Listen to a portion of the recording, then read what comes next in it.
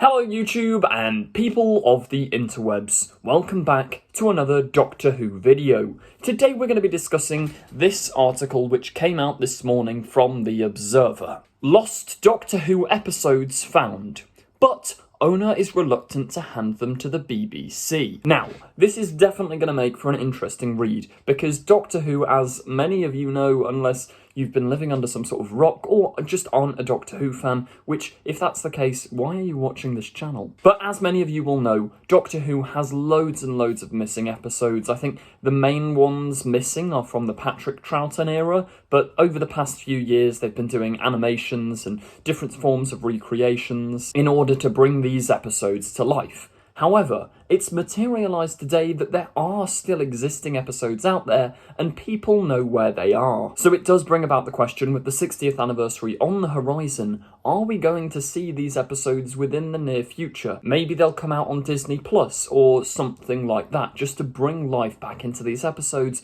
which have been missing for the better part of 60 years. It is quite funny that this year alone, while we may be getting new episodes found, we've also technically lost episodes, because the Tribe of Gum, An Unearthly Child, all of that stuff that happened with Steph Coburn, where Doctor Who has now lost the rights to show their very first story from all the way back in November 23rd, 1963, An Unearthly Child, and the 3 subsequent parts of that story, which they're not that great, to be fair. An Unearthly Child is brilliant. It's a fantastic piece of television, brilliant way into Doctor Who. But yeah, the caveman stories are not fantastic. But that's not the point. The point is, television history, they deserve to be preserved. New Doctor Who fans deserve to go and watch these original episodes. Not to mention the cast and crew who made them deserve the recognition for kicking off a franchise which has lasted for just under, very nearly, it's only like 2 weeks, 60 years. But yeah, as I say, there's a video on my channel going through the whole Steph Coburn drama, so if you want to check that out, there's no current updates, but yeah, go and give it a look. It's also interesting that we are gaining technically new Classic Who with the colorization of the Daleks, the first ever Dalek story. It's also being cut down to a more manageable 95-minute length, which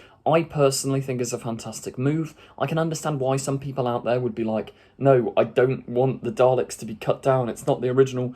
But realistically, with the way modern TV is paced, if you want to get a new generation into Classic Who, this is exactly the way to go. And I think Russell and his team know that, because Russell has confirmed they are working on more colorisations for next year. So my guess is, this is just a guess here, we know there's at least one more coming out. I reckon they'll do one cut down 95-minute serial recolorised every single year until they sort of run out of content. I'll stop waffling and let's get into this article and break down what's actually happening with these missing Doctor Who episodes. For Doctor Who lovers, they are missing crown jewels, lost episodes of the first series of the TV sci-fi drama shown in the 1960s, but now film recordings of not just one, but 2 of the early BBC adventures, both featuring the first Doctor William Hartnell, have been found in Britain by amateur sleuths. Okay, that's interesting. As I mentioned earlier, there's a lot of Patrick Troughton stuff missing, and sadly it doesn't look like any of those stories have been recovered, because there's stories like Power of the Daleks, which they've animated, but would just be fantastic to see actually brought to screen. So it's a bit of a shame that they're not there, but yeah, as the article continues, we do find out the episodes, one featuring the Daleks, would offer viewers a chance to travel back in time without the use of a TARDIS. The fact that they've got Daleks in, yeah, that's why, like, I'd heard on Twitter and stuff that the missing episodes had Daleks. I was really hoping it was Power of the Daleks, but no, it doesn't look likely. I don't actually know what story this will be, so somebody let me know in the comments down below. Because, yeah, I'm not too familiar with Classic Who's missing stuff. Let me know in the comments which episode you theorise it'll be, because I don't think there's confirmation here. But The Observer has learned that the owners of the rare rediscovered footage are not prepared to hand it over to the BBC, even as the clock ticks down to the 60th anniversary of the show's launch this month. Veteran film collector John Franklin believes the answer is for the BBC to announce an immediate general amnesty on missing film footage. Okay, that's interesting. So that implies that, well, I suppose it would be a criminal offence in a way to steal, because it is the BBC's property, and whoever's got these tapes is keeping them for themselves. I suppose, yeah, the BBC would have the grounds to press charges on that. But this guy is saying the best thing to do is just go, no, there's no charges pressed. If you bring them back to us, we'll just water under the bridge. We'll forget about it. Just please bring back the missing episodes. Now, it's worth noting that is just what this guy thinks the BBC should do. It hasn't specifically been said by the BBC. We don't know if or what action they are taking to retrieve these episodes. This would reassure British amateur collectors that their private archives will not be confiscated if they come forward, and they will be safe from having prosecution of storing stolen property from the BBC, something that several fear.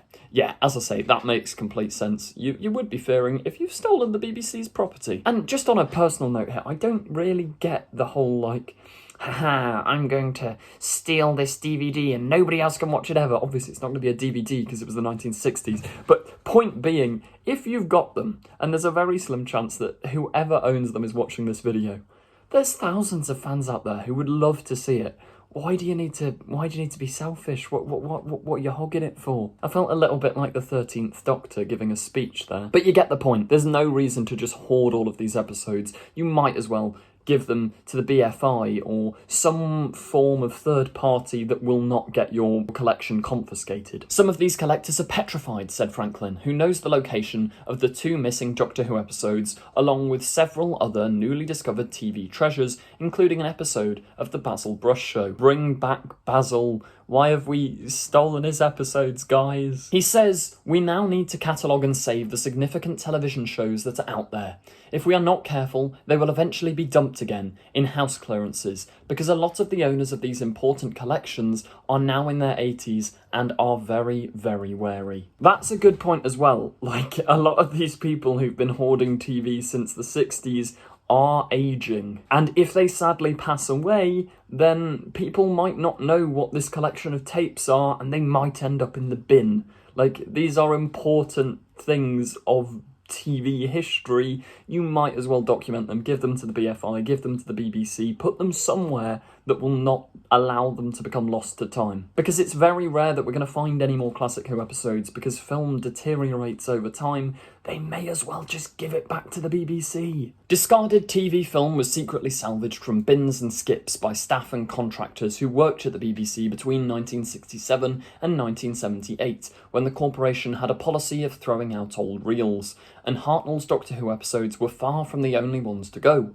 Many popular shows were lost, and other Doctor Who adventures starring Patrick Troughton and John Pertwee were either jettisoned or erased. A missing earlier episode of the long-running sitcom Sykes, starring Eric Sykes and Hattie Jacks, has also been rediscovered in private hands in the last few weeks. Skipping a little bit into the article, he continues, the collectors involved are ex-employees and so are terrified. The rule was that you didn't take anything, even if it had been thrown out. But if you loved film and knew it would be important one day, what did you do? So what we need now is an amnesty. That makes complete sense, because also I think it's taking away some of the cynicism there, which is actually, yeah, I hadn't even thought about that. Maybe these people aren't doing it because they're selfish, maybe they're doing it because they know if they give this film to the BBC are going to, I don't know, stop their pension or do something not very nice to them. So yeah, I agree. I'm on the side of this Franklin guy. Just call an amnesty. We need these television history pieces back. Just say, guys, you're forgiven.